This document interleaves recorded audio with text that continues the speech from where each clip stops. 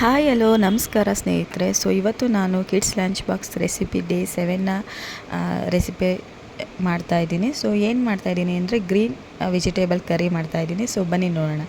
ಒಂದು mixie jar ಇಟ್ಟಿದ್ದೀನಿ, ಅದಕ್ಕೆ ಅರ್ಧ ಟೊಮೊಟೊ, ಈರುಳ್ಳಿ, ಹಸಿಮೆಣಸಿನಕಾಯಿ, ಕೊತ್ತಂಬರಿ, ಪುದೀನ ಸೊಪ್ಪನ್ನು ಹಾಕ್ಕೊಳ್ಳಿ, ತೆಂಗಿನಕಾಯಿ ಹಾಕ್ಕೊಳ್ಳಿ ಸ್ನೇಹಿತರೆ. ಸೊ ಇಷ್ಟನ್ನು ಹಾಕಿ ಫೈನಾಗಿ ಪೇಸ್ಟ್ ಮಾಡ್ಕೊಳ್ಳಿ.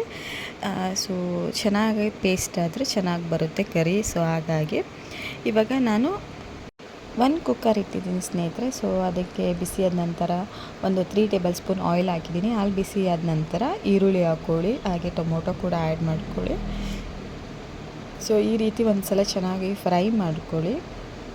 ಸೊ ತುಂಬ ಚೆನ್ನಾಗಿರುತ್ತೆ, ಒಮ್ಮೆ ಟ್ರೈ ಮಾಡಿ, ಇದು ಬೇಗನೆ ಆಗುತ್ತೆ. ಹಾಗೆ ಶುಂಠಿ ಬೆಳ್ಳುಳ್ಳಿ ಪೇಸ್ಟು, ಕಟ್ ಮಾಡಿಟ್ಟಿರೋಂಥ ಬಟಾಣಿ, ಕ್ಯಾರೆಟು, ಬೀನ್ಸು ಇಷ್ಟನ್ನು ಹಾಕ್ಕೊಂಡಿದ್ದೀನಿ. ಸ್ವಲ್ಪ ಕೊತ್ತಂಬರಿ ಸೊಪ್ಪು ಹಾಕ್ಕೊಂಡಿದ್ದೀನಿ ಸ್ನೇಹಿತರೆ. ಸೊ ಇಷ್ಟನ್ನು ಒಂದು ಸಲ ಚೆನ್ನಾಗಿ ಈ ಥರ ಮಿಕ್ಸ್ ಮಾಡ್ಕೊಳ್ಳಿ. ಆಮೇಲೆ ರುಬ್ಬಿಟ್ಟಿರೋಂಥ ಮಸಾಲ ಆ್ಯಡ್ ಮಾಡಿಕೊಂಡು ರುಚಿಗೆ ತಕ್ಕಷ್ಟು ಉಪ್ಪನ್ನು ಹಾಕಿ ಒಂದು ಸಲ ಕುದಿ ಬಂದ ಮೇಲೆ ಲಿಡ್ನ ಕ್ಲೋಸ್ ಮಾಡಿ 1-2 ವಿಸಿಲ್ ಕೂಗಿಸ್ಕೊಳ್ಳಿ. ಸೊ ತುಂಬ ಸಿಂಪಲಾಗಿ ಬೇಗನೆ ಆಗುತ್ತೆ. ಪೂರಿಗಂತೂ ತುಂಬ ಚೆನ್ನಾಗಿರುತ್ತೆ ಸ್ನೇಹಿತರೆ, ಚಪಾತಿಗೆ, ಪೂರಿಗೆಲ್ಲ ಚೆನ್ನಾಗಿರುತ್ತೆ. ಒಮ್ಮೆ ಟ್ರೈ ಮಾಡಿ. ಇವಾಗ ವಿಸಿಲ್ ಹೋಗಿದೆ.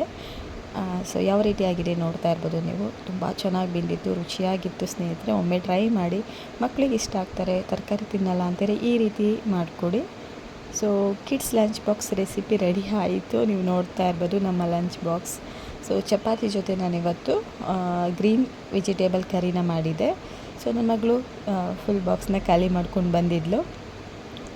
ಸೊ ನೀವು ನೋಡ್ತಾ ಇರ್ಬೋದು. ಅದ್ರ ಜೊತೆಗೆ ನಾನು ಸ್ನ್ಯಾಕ್ಸ್ ಆಗಿ ಮಖಾನ ಹಾಕಿದೆ, ಹಾಗೆ ಸ್ವಲ್ಪ ಬ್ರೆಡ್ಡು, ಸೌತೆಕಾಯಿ ಹಾಕಿದೆ. ಸೊ ಇಷ್ಟೇ ಇವತ್ತಿನ ಲಂಚ್ ಬಾಕ್ಸ್ ರೆಸಿಪಿ. ಸಿಂಪಲ್ಲಾಗಿ ತುಂಬ ಈಸಿಯಾಗಿ ಬೇಗನೆ ಮಾಡ್ಕೋಬೋದು. ಟೆನ್ಷನ್ ಅನ್ನೋದಿರಲ್ಲ. ಈಸಿಯಾದಂಥ ರೆಸಿಪಿನ ನಾವು ಚೂಸ್ ಮಾಡಿಕೊಂಡು ಮಕ್ಳಿಗೆ ಮಾಡಿಕೊಡೋದ್ರಿಂದ ಬೇಗನೆ ಕೆಲಸನೂ ಕೂಡ ಆಗುತ್ತೆ, ಟೆನ್ಷನ್ ಅನ್ನೋದಿರಲ್ಲ. ಸೊ ನನ್ನ ಚಾನಲ್ನಲ್ಲಿ ಕಿಡ್ಸ್ ಲಂಚ್ ಬಾಕ್ಸ್ ರೆಸಿಪಿ 7 ದಿನದಲ್ಲಿ ಯಾವ ರೀತಿಯಾಗಿ ಲಂಚ್ ಬಾಕ್ಸ್ ರೆಸಿಪಿನ ತಯಾರಿ ಮಾಡಿ ಕಳಿಸೋದು ನನ್ನ ಫುಲ್ ವಿಡಿಯೋನ ಹಾಕಿದ್ದೀನಿ ಸ್ನೇಹಿತರೆ.